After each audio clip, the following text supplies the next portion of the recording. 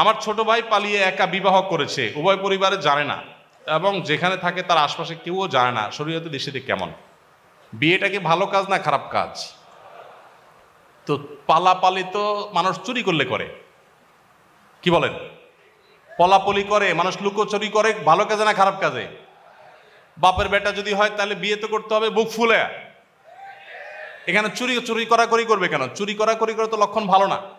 আল্লাহ তাআলা বিবাহ করানোটাকে অভিভাবকদের দায়িত্ব দিয়েছেন। হ্যাঁ, অভিভাবক যদি সকল সীমানা ছাড়িয়ে যায়, ছেলে মেয়েকে বুড়ো বানায় ফেলতেছে, তারপরে বিয়ে দিবে না, তখন আপনি এলাকার ইমাম সাহেবকে অভিভাবক বানায়, মান্যগণ্য মুরব্বীদের অভিভাবক বিয়ে করে ফেলবেন।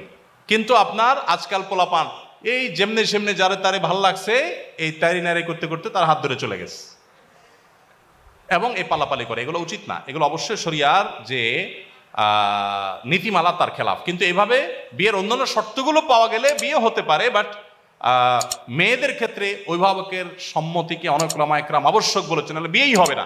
হানাফি মাযহাব অনুযায়ী যদিও হয়ে যাবে, অন্যান্য ওলামা একরাম অনেকে নিষেধ করেছেন। অভিভাবকদের মাধ্যমে বিয়ে সম্পাদন করাটাই হলো অধিকতর উত্তম।